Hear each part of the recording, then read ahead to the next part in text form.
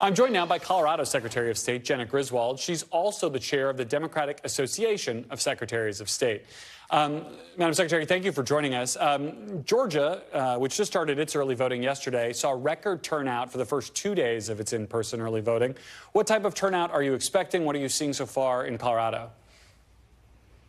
Well, first off, thank you for having me. And that's great that Georgia's seeing such high turnout. We hope to have record turnout also.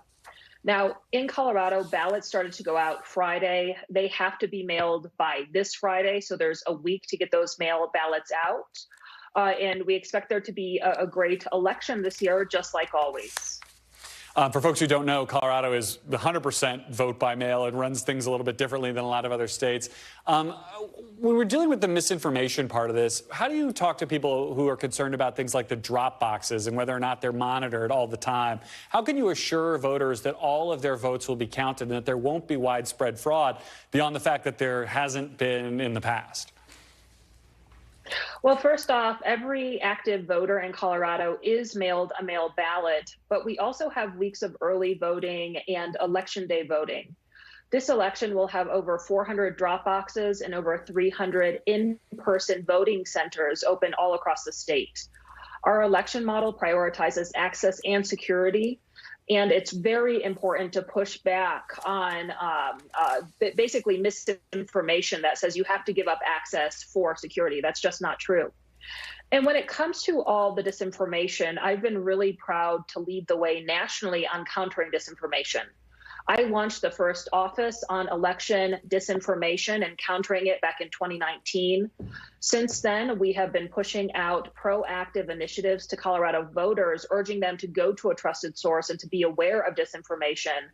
And then just this year, we led one of the nation's first laws, along with several other states, on deep fakes, which is a new AI potential of disinformation that changes how someone speaks or what they're doing, manipulates it, and it might be really hard for voters or any Americans to understand what's real or not if we don't get ahead of deep fakes. Yeah, I'm familiar with that particular problem.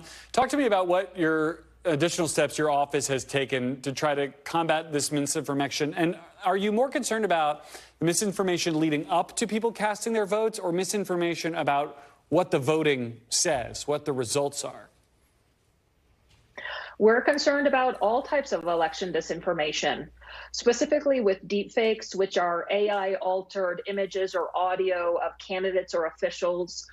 We, on top of just passing a law to regulate that, have gone through disaster scenario trainings with our county election officials and have response plans in place if there is deep-faked information about the electoral process. Disinformation is just so damaging to our electoral process. And make no mistake, one of Donald Trump and the MAGA right's aims is to push out election disinformation, to confuse folks.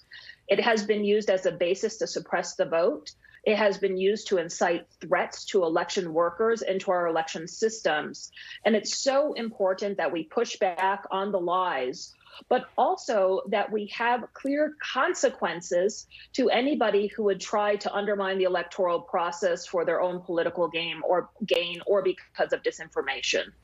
Well, and you know, when you're out there online, it's like one man's disinformation is another's free speech. It's a huge sort of battle in that ecosystem on the far right, especially. I want to ask you about the poll watchers part of this. I mentioned 200,000 volunteers or so. The RNC is basically assembling an army of poll watchers all around the country, mostly in Democrat-heavy cities, which you have, you know, at least one in Colorado. How do you balance these poll watchers' rights to monitor what is happening there without voters feeling intimidated at the polls?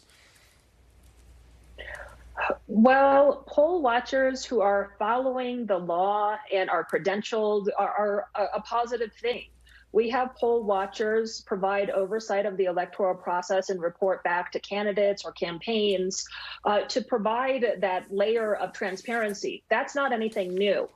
But what is not acceptable is any type of intimidation. And we will be taking that very seriously in the state of Colorado. Intimidation is illegal. We do have cameras up in front of all the drop boxes across the state. We will be referring any type of intimidation to law enforcement. And then there's a series of new laws in place that I've ran over the last several years, including making it illegal to have a gun close to a drop box, a polling center, or where ballots are processed.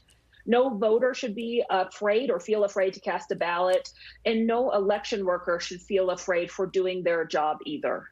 Back in March, you said that you were disappointed by the Supreme Court's ruling that Donald Trump must be allowed to remain on the Republican primary ballot there. State Republicans then tried and failed to impeach you in the weeks after that ruling.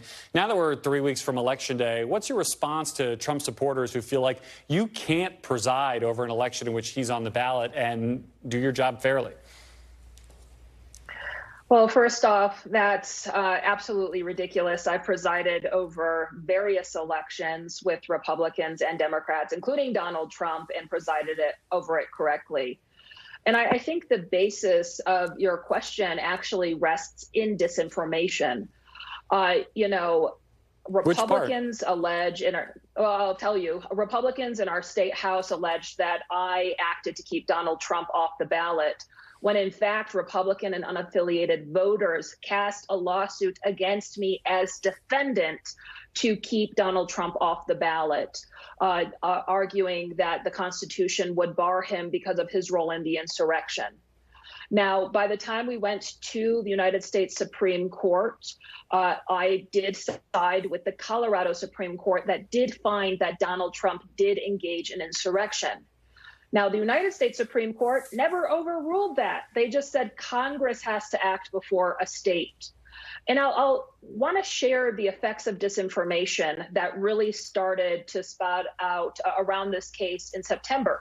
They have led to over 1,000 death threats or violent threats against me and my family. So that's just one snapshot of how easy it is for disinformation to spread, and unfortunately, bad political actors to lean into it. House Republicans in Colorado did try to impeach me on basically lies, that I brought this lawsuit, that they even alleged that Donald Trump was not on the presidential primary ballot, which he indeed was. And I'm still standing. The impeachment didn't go anywhere. I'm not going to be stopped because of threats, intimidation, or lies. And I encourage election workers all across the country to stand firm. We're here to make sure every Republican, Democrat, and unaffiliated voter can vote. All right, Colorado Secretary of State Jena Griswold, thank you for your time. I hope you have a very boring election day. Thank you. Thanks for watching. Stay updated about breaking news and top stories on the NBC News app or follow us on social media.